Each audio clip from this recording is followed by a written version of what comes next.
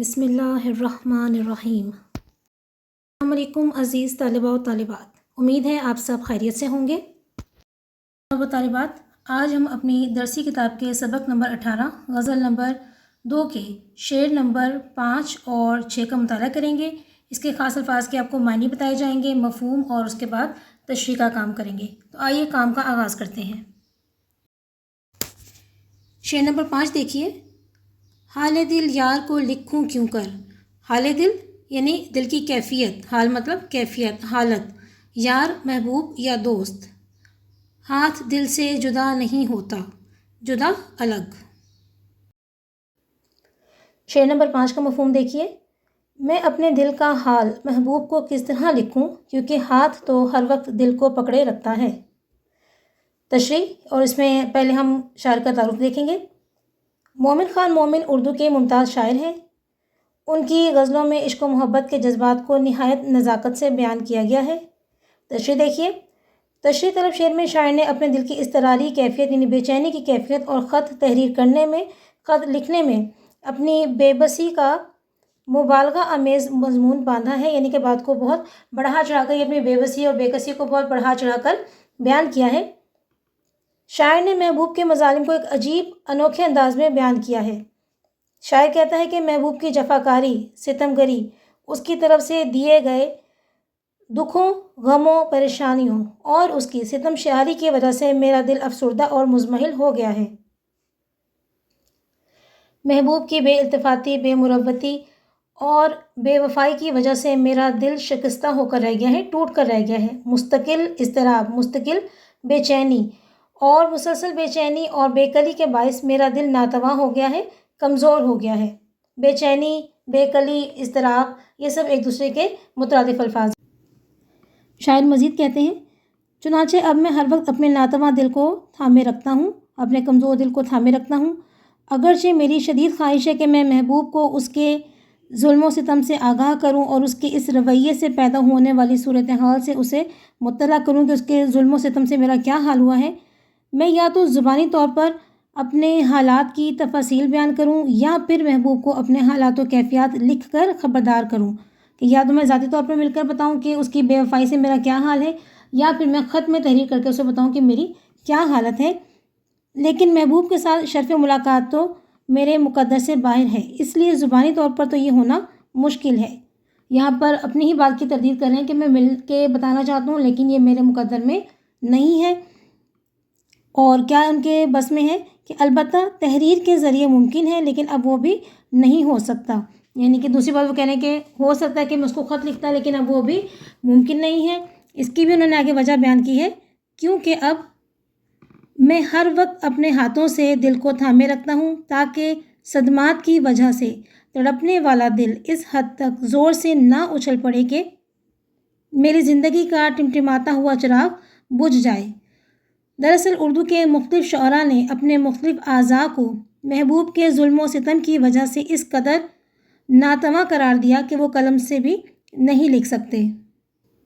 اسی مضمون کو ابراہیم ذوق نے اس طرح بیان کیا ہے، لکھیے اسے خط میں کہ ستم اٹھ نہیں سکتا، پر ضعف سے ہاتھوں میں قلم اٹھ نہیں سکتا۔ ضعف یعنی کمزوری سے۔ غالب کیا کہتے ہیں، درد دل لکھوں کب تک، جاؤں ان کو دکھلا دوں، انگلیاں فگار اپنی، خامہ خونچ کا اپنا۔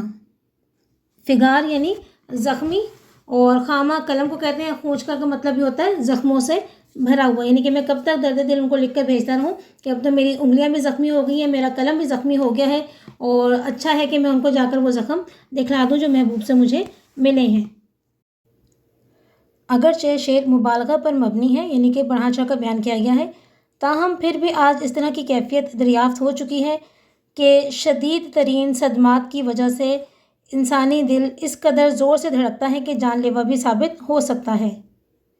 اس لیے شاعر دل کو ہاتھ سے دبائے رکھتا ہے تاکہ باہر سے اندر کی جانب جب قوت لگائی جائے تو دل کی دھڑکن کو نارمل کر دے، یعنی کہ جب باہر سے سینے کو دبایا جائے تو اندر جو تیزی سے دھڑکتا ہوا دل ہے وہ بھی اپنی عام جو ہے رفتار کو پکڑ لے۔ بقول سیماب اکبر آبادی، تعجب کیا لگی گر آگ اے سیماب سینے میں، ہزاروں دل میں انگارے بھرے تھے लग गई होगी। यानी कि इस बात पे क्या ताज्जुब है कि हमारे सीने में आग लगी हुई है, इतने तो अंगारे दिल में भरे हुए थे जो महबूब के दिए हुए जुल्म सितम से थे, तो इसीलिए दिल में आग लग गई होगी। शेर नंबर 6 देखिए, चारे दिल सिवाय सब्र नहीं, चारा इलाज सिवा इलावा सब्र बर्दाश्त करना, सो तुम्हारे सिवा नहीं होता, सिवा का मतलब इलावा। शेर नंबर 6 का मफहूम देखिए, मेरे दिल का इलाज सिर्फ सब्र तहम्मुल है, लेकिन ए महबूब सब्र भी तुम्हारे बगैर नहीं आता। तशरीह में देखिए तारीफ़ी जुमला, मोमिन ख़ान मोमिन उर्दू के मुमताज़ शायर हैं। उनकी गज़लों में इश्क व मोहब्बत के जज्बात को नहायत नज़ाकत से बयान किया गया है। तशरीह, इश्क का मैदान शोलों से लिपटा हुआ एक आग से लबरेज भरा हुआ मैदान है और आशिक इसमें से गुज़रते हुए अपना तन बदन झुलसा लेता है, जला लेता है, या शोलों की जद में आकर, लपेट में आकर अपना वजूद ही ख़त्म कर देता है। यानी कि यहाँ पर उन्होंने इश्क के मैदान को शोलों और आग से भरे हुए एक मैदान से इस्तिआरा किया है और ये कहा है कि इसमें से गुज़रते हुए आशिक जो है अपना तन मन जला लेता है और अपना वजूद ख़त्म कर लेता है। जिस तरह आग हर चीज़ को खा जाती है, इसी तरह इश्क की आग जो है वो आशिक के वजूद को खा जाती है। बकौल जिगर मुरादाबादी, ये इश्क नहीं आसा इतना ही समझ लीजिए, एक आग का दरिया है और डूब के जाना है। इस राह के मुसाफिर यानी उशाक को अनगिनत बेशुमार तकलीफ का सामना करना पड़ता है, हर तरह के मसाइब मुसीबतों से वास्ता पड़ता है। इंसान को इस तरह की कैफियत का सामना करना पड़ता है जो उसने ख्वाबों में भी ना देखी हो। यानी कि ऐसी कैफियत से, ऐसे हालात से गुजरना पड़ता है जो उसने कभी अपनी ज़िंदगी में सोचे भी नहीं होते कि इश्क की वजह से उन हालात से, उन ख़राबों से उसके जो है गुजरना पड़ेगा उसे। महबूब वक्तन फ़वक्तन उस पर ज़ुल्म व सितम के जहर आलूद नश्तर आजमाता रहता है, जफाकारी सितमगरी के नए नए तरीके ईजाद करता रहता है और आशिक पर आजमाता रहता है। आशिक को कड़ी यानी सख्त आजमाइशों में, इम्तिहानों में डालता रहता है। ज़माना उस पर अलग तानो तशनी करता है, यानी कि एक तरफ महबूब का जुल्म सितम जारी है और दूसरी तरफ ज़माना भी उसे मलामत कर रहा है इस इश्क की वजह से। ताहम वो इन कैफियत को महबूब की कुर्बत के हुसूल के लिए बर्दाश्त करता है, यानी कि महबूब का वसल हासिल करने के लिए वो इन तमाम जो कैफियत, जो हालात हैं, इनसे गुजरने के लिए तैयार होता है। लेकिन महबूब है कि दीदार व मुलाकात की बात ही नहीं करता, वसल पर आमादा ही नहीं होता, मिलने पर आमादा ही नहीं होता, तैयार नहीं होता और मुख्तलिफ हीलों बहानों से आशिक को टालता रहता है। यानी कि आशिक से बहाने बनाता रहता है किसी न किसी बात के, लेकिन मिलने पर आमादा नहीं होता। ये वो मंजिल होती है जब आशिक फ़ना फिल महबूब के मकाम का मकी होता है, यानी महबूब के लिए फ़ना हो जाने का, ख़त्म हो जाने के मकाम पर खड़ा होता है। वो महबूब की याद और फ़िराक जुदाई में किसी मछली की तरह होता है जिसे पानी से निकाल दिया गया हो, यानी इस तरह तड़पता है जिस तरह एक मछली को पानी से निकाल दिया जाए और वो पानी के बगैर तड़पती है। महबूब से जुदाई के लम्हात उसके लिए क़यामत होते हैं।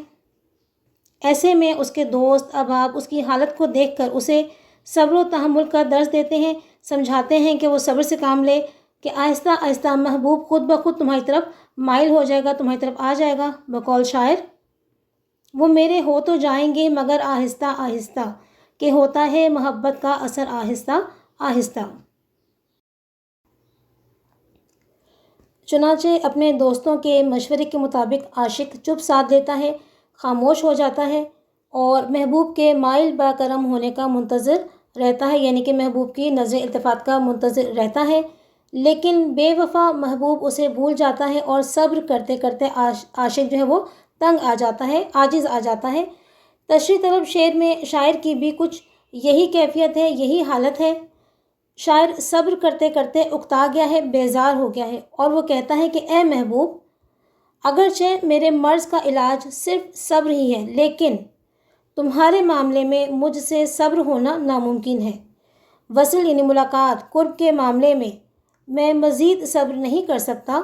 मेरे दिल को सिर्फ उसी सूरत में सब्र आ सकता है कि मुझे तू मिल जाए। इसी तरह की कैफियत मुख्तलिफ शुअरा के यहाँ मिलती हैं। बकौल मीर तकी मीर, सब्र था एक मुँह से हिजरा, सो वो मुद्दत से अब नहीं आता।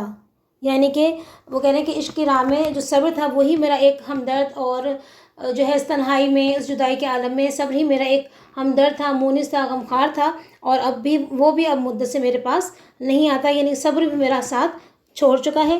ظہور نظر کے بقول، نہ سو سکا نہ شب جاگ کر گزاری ہے، عجب دن ہے سکون ہے نہ بے قراری ہے۔